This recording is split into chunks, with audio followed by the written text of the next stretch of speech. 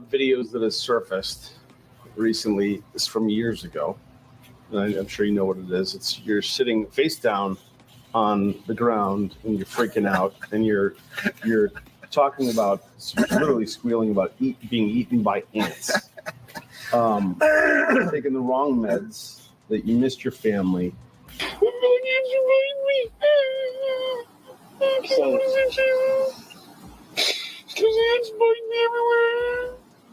Is your medication something they gave you? I mean, for viewers, for people watching it, the common thought is, what is going on here, and do you have a drug problem? So I fell out of a tree, a giant magnolia tree. It was like 300 years old. I broke 12 bones. It was 10 to 12 bones. I don't know if you count fingers. Yeah, it does count fingers. Anyway, I have all this metal in my body, and I'd never taken pain meds in my life, and I just had my body cast taken off. And so I took a little bit too much pain meds that day. That's it. That's just it. What? Percocet? I don't remember any of them. It was 2016. And it was like 10 years ago, 8 years ago, whatever. And I was missing my family. My wife, Micah, and I, we started through an affair. And so we were both married to people, and then we got divorced, and I was missing my family because I'd lost my family at the time. And I was on pain meds, and it just all went together. But fell out of a tree, broke a bunch of bones, took too many pain meds. That was that story. Not hallucinogenics. Not what would hallucinogenic be? Make you hallucinate. Well, what makes you hallucinate? Drugs. Like illegal drugs? Hallucinogenic drugs, yeah. Oh, I've never done a legal drug my whole life. Okay. Well, oh crap, that was a lie. I'm sorry, that was a lie. When I was 16 years old, one time I was in a truck with two of my friends, and they were both smoking pot. I didn't smoke any, but they do a thing called hot box, and so I got some of that. And I tried steroids one time. Sorry, I'm so sorry. You need a minute? Oh man. Oh man.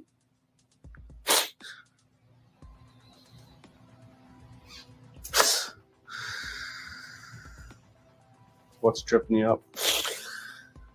Just being able to tell. Just being able to talk about everything. It feels like that people don't care to hear the truth. They just want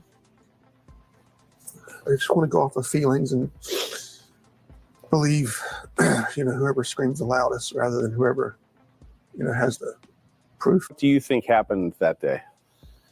So according to what she's tried to do in the past, and according to her doctors who have taken care of her for years, and according to me who's seen it over and over again, I imagine that she was in an incredibly euphoric attitude.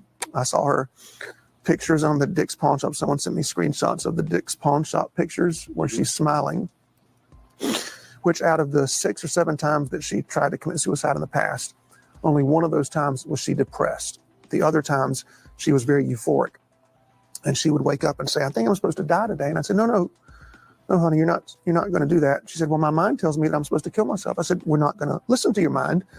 We're going to take you to a doctor and get you help. And I discovered, of course, that she had stopped taking her meds each time. But either way, she was in a euphoric attitude. And so you see the Dick's Pawn Shop video where she's wearing her work clothes and with a smile on her face. Another point of concern, let's say, for people watching was when you gave a eulogy, was something concerning. People said that was concerning that you said that you tried to raise Micah from the dead. And I believe at another point you said you laid next to her body in the morgue.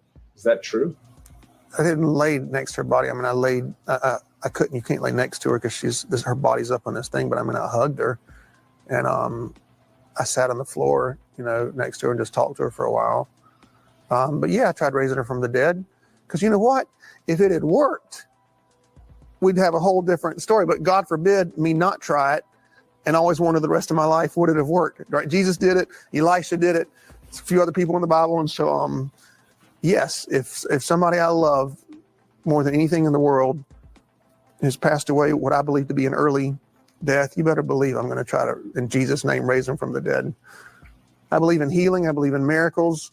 I believe in the raising of the dead. I'm a one God, apostolic, tongue-talking, holy rolling, born-again, heaven-bound believer in the liberated power of Jesus' name. I'm not ashamed of it. Would you characterize your relationship with Micah as healthy?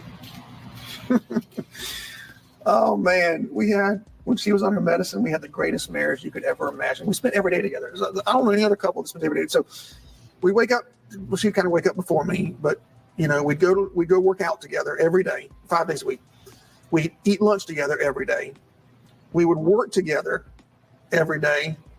We'd pick up the kids, do stuff with the kids every day. We'd go to dinner every night together. Then every night we would have our routine. So there's 3 things we would do. We would either sit in the bathtub together for 2 hours until the water went from steaming hot to ice cold. She bought this big air mattress we'd put in the back of the truck, and we'd go park somewhere here in Myrtle Beach where there's no lights. And she'd bring us some hot chocolate, and we'd lay on the air mattress for 2 hours. Or we would go out on the beach with our beach blanket and lay there for 2 hours. But the point was, no cell phones, just her and I. She would talk 90% of the time. I would talk 10% of the time, and I'd just listen. And so every night, 2 hours, we'd hang out together. And so was our marriage healthy? It's probably as healthy as any other American marriage. We've seen you dressed as Spider-Man in videos. Okay, let me just wait, hold on. I'm not Spider-Man. I can neither confirm nor deny. To me, it says Spider-Man as the person who's texting me. So we've seen you in videos dressed as Spider-Man. We know there's a Spider-Man character in your back of your house somewhere. Her family wonders if you have identity issues and this need to align with superheroes. What's your reaction? And what's the reason for the Spider-Man? Well, first of all, I can neither confirm nor deny that I've ever put on a Spider-Man costume. But you'll never see me in the same room with Spider-Man. I will say that. And I don't know. People say stuff. Me and Micah would go to... So you don't get in the Spider-Man costume? Yeah. I mean, you just sent me a picture with you and Spider-Man. Me and Micah, we go to Comic-Cons every year. We both dress up. Micah dressed up more than I did, actually. There are times I didn't dress up and she did. We love that kind of stuff. She was Wonder Woman. She was Spider-Woman. She was Mystique. She was a lot of different characters. So you're not even going to grant that there's something odd here? No, I'm not. No. I put on the Spider-Man costume. I go see handicapped children. I'll go visit kids that, love comic books and that are handicapped, and I'll pretend like I'm Spider-Man, and I'll take them a comic book and do videos with them and stuff like that. Where were you when Micah died? It was on a Saturday. I was in Charleston with about 100 people from my kids' school. What was it?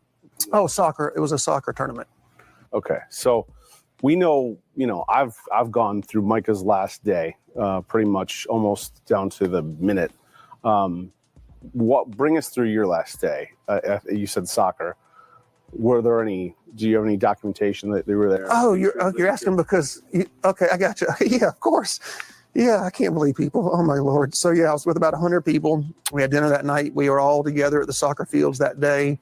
Afterwards, after the soccer game, somebody was with me the entire time, who I can't name due to legal purposes, but I will say it's somebody that I love more than anything else on planet Earth. Man or woman? Young person that I cannot name due to legal purposes, but somebody that I am responsible for and love very, very much. And that person was with me, and we went shopping in Charleston, and we got food in Charleston, and there's all the receipts from that throughout the time. I think we might have gotten gas too, and then I made it back to Myrtle Beach. And I was just actually looking today at emails that I sent her that day. I sent her 4 emails that day. In other words, it all added up to you. It made sense to you. I mean, I'm not a detective. If she had heart surgery, I'm not going to question the heart surgeon. I don't know anything about detective work at all. Right, but it's your wife. I mean, and them telling you her life has ended. Are you trying to ask me if I think somebody murdered her? Do you think anybody murdered her? No. In a letter or in an email you wrote to Micah, you apologized. Yes. Right? You apologized for tracking her, for messing with her tires, for posting the picture. So that's all true, right? So great question. I'm so glad you asked that, actually. If I wanted to lie about that, I would just say I never wrote the letter. right? Because how can you prove that I wrote somebody a letter? There's no signature, there's no name, it's not in my handwriting, but I 100% wrote the letter. And I did it because the night that she was with me, the last night we were together for 4 hours, at one point, because the whole 4 hours I'm trying to get her to take her medicine. And then she said, my family doesn't want me to. They don't want me to come inside the house. Maybe it's your house, come inside. So finally get to the point, she says, you know what? I'll take my medicine and I'll come home if you'll give me $10,000 and if you'll write me an apology letter. So let me understand this correctly. The letter, the email that you wrote to Micah, apologizing for hiring a PI, tracking her, messing with her tires, and posting a topless photo of her. You wrote that, you say. Yes, but sir. Now you're saying that you didn't actually do these things. I did the PI thing, but so over the years, what I've learned with her is when she's in a delusional state of mind, I have to play into it in order to get her back on medicine.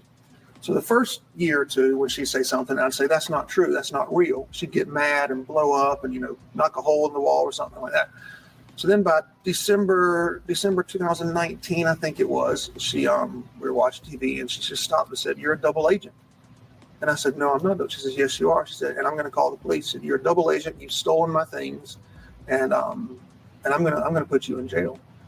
And I was like, oh my goodness, what do I do? She hadn't been taking her medicine. So just to be clear, you wrote this to Micah, but now you're saying you didn't do those things. No, I did not slash the tire. I did not. I don't think there's a naked picture of her anywhere, ever. Anyway, I think that was just a made up thing. And I think that her tire just got something ran over from what I understand. I don't know. I didn't see anything. But I did hire the PI.